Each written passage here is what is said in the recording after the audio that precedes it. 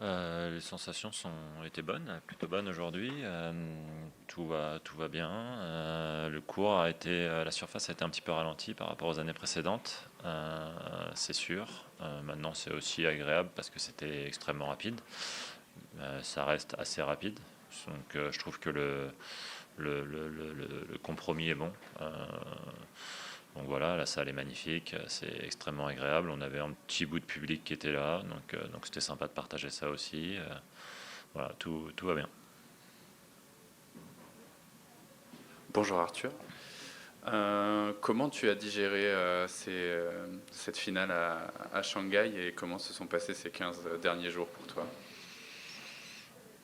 Je suis rentré à la maison, j'ai passé quelques jours à la mer en Bretagne, dépaysé, c'était cool. Ça a fait beaucoup de bien parce que j'ai quand même terminé la tournée asiatique assez fatigué avec la Coupe Davis qui a été dans l'enchaînement aussi de l'US Open, de la tournée américaine. Donc il y avait pas mal de fatigue. C'était important de redescendre, de retrouver ma femme, mes proches. C'était cool.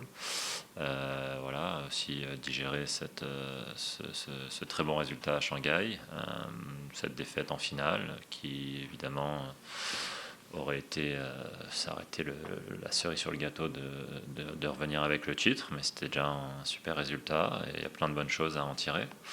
Et on est à la balle en se disant que si j'étais prêt, je jouerais. Si c'était pas le cas, je ne jouerais pas. Et c'était un peu juste. C'était un peu juste. Et par expérience, j'essaie de pas forcément refaire les mêmes erreurs que dans le passé et plus prendre mon temps ou être plus à l'écoute de mes sensations. Et je pense que c'était un peu risqué d'y aller.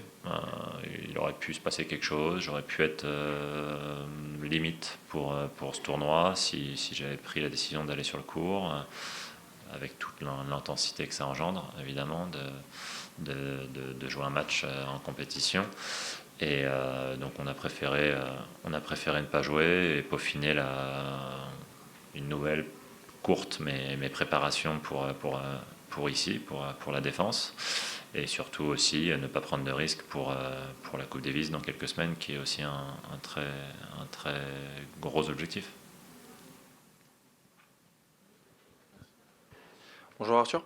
Avec Valentin, vous vous quittez plus. Hier encore pour le tirage au sort, vous étiez ensemble. Vous êtes un peu en tournée médiatique depuis 2 semaines. Toi, comment tu vis ces 2 semaines qui viennent de s'écouler, où vous parlez tout le temps de Shanghai et tout ça? Toi, personnellement, comment tu vis tout ça? Enfin, moi, je vis ça avec énormément de plaisir. Ce qu'on a fait est exceptionnel, c'est historique, c'est tous les adjectifs que vous souhaitez. Et voilà, on a vécu ça en famille, c'était incroyable. Je suis hyper content pour lui. Voilà, maintenant, le circuit ATP, c'est toutes les semaines, c'est des tournois toutes les semaines. Donc là, bah voilà, on a tourné la page déjà. On pourra en parler toute notre vie.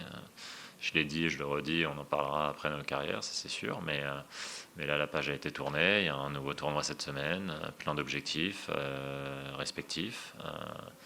Et voilà, je suis toujours son premier fan, son premier soutien, son premier mentor, son premier cousin dans, dans l'aventure. Ouais, deux questions en une. Est-ce que en arrivant à Bâle, tu savais déjà que tu aurais une wildcard ici ou tu l'as appris vraiment tout début de semaine au même Ici, moment que nous? Ouais, ici à Paris. ouais. Euh, non, je l'ai appris quasiment au même moment que tout le monde. Bon, au vu des dernières semaines, ou même de l'US Open, ou voilà, l'enchaînement Coupe Davis, Asie, mon équipe n'était pas trop inquiète sur le fait que j'allais a priori l'avoir. Surtout que j'étais pas très loin d'y être déjà à la base au premier cut. Donc non, j'ai appris ça un peu au dernier moment, sans évidemment l'énorme surprise de me dire est-ce que je vais y être, est-ce que je vais pas y être. Je me doutais que j'y serais, mais encore une fois, c'est un très beau geste de la part du tournoi et de la fédération, et je les remercie pour ça.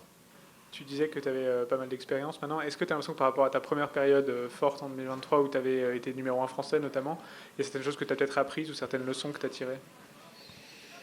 Ouais, ouais, comme par exemple, je suis compétiteur, j'adore jouer au tennis, j'ai envie de jouer toutes les semaines, j'ai envie d'aller sur le court pour me battre. C'est tout ce que j'aime et j'adore, mais à Bâle, on a fait le choix de ne pas jouer.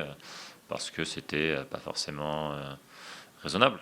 Donc sûrement que dans le passé j'y serais allé et peut-être qu'on ne sait pas, j'aurais pu me bloquer le dos, j'aurais pu me tirer un mollet et arriver à Paris en étant à court de forme ou alors en arrivant sur le court à Paris au premier tour avec 3 jours off sans avoir joué. Et donc la préparation n'est pas bonne. Donc voilà, c'est des petits trucs où on essaye avec Lucas qui m'apprend aussi de ses expériences à être plus intelligent dans ces moments-là.